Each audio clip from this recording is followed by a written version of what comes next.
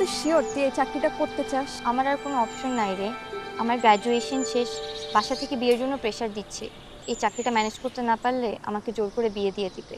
আর তুই তো জানিস আমি এখনো বিয়ের জন্য রেডি না। এই চাকরিটা আমার লাগবেই দোস্ত। আচ্ছা চল।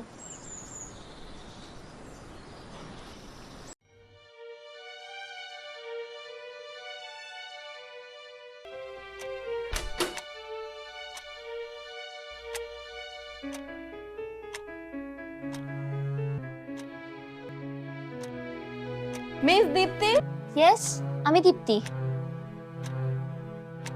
Please go in, sir is waiting for you. May I come in sir? Yeah, please come in.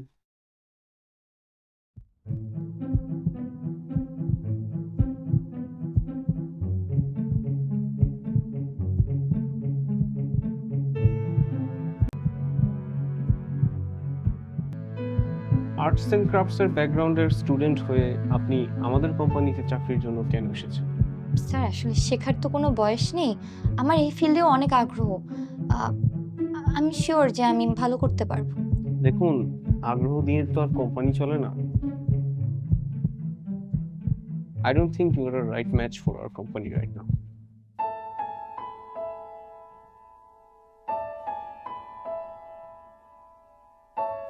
But I wish you a good future.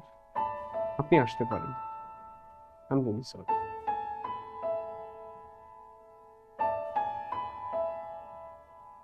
Thank you sir.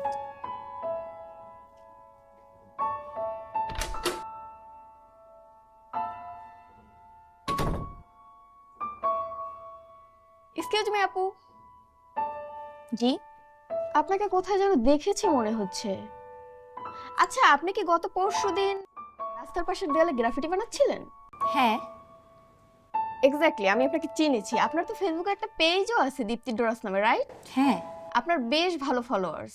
তো আপনি এখানে এই অফিসে? আসলে আপু বাংলাদেশি গ্রাফিটি আর্টিস্টদের কোনো মূল্য নেই। ক্লায়েন্ট তো পাওয়াই যায় না। আর যে দু একজন ক্লায়েন্ট পাই তাদের কারো গ্রাফিটি পছন্দ হয় না, কেউ আবার ঠিকমতো পেমেন্ট করে না। যারা পেমেন্ট করে তারা অল্প কিছু টাকা হাতে ধরিয়ে বিদায় করে দেয়। দেয়ালে গ্রাফিটি বানাতে বানাতে আমারই পিঠ দেয়ালে ঠেকে গেছে। আসলে আপু বাংলাদেশি আর্টিস্টদের কোনো ইনকাম স্ট্রাকচার নেই। কে বলেছেন? আপনাদের মতন ক্রিয়েটিভ ইন্ডিভিজুয়ালসদের জন্য ক্রিয়াকারক আছে, যেখানে রয়েছে আপনাদের কাজের ডিজিটাল পোর্টফোলিও বানানোর সুবিধা। ওয়েবসাইট থেকে ক্লায়েন্ট আপনাকে ডিরেক্টলি বুক করতে পারবে। এছাড়াও অ্যাডভান্স পেমেন্ট এবং কাজ শেষে কমপ্লিট পেমেন্ট পাওয়ার সিকিউরড সিস্টেম। নিজের সুবিধা মতন কাজের দিন ও সময় ঠিক করতে পারবেন নিজেই। থ্যাংক ইউ সো মাচ আপু, আপনার জন্য আমি ক্রিয়াকারক সম্পর্কে জানতে পারলাম। এখন থেকে আমিও আমার প্যাশন ফলো করে আর্নিং করতে পারবো। আপনার কাজ, আপনার পরিচয়, আপনার প্ল্যাটফর্ম। ক্রিয়াকারক।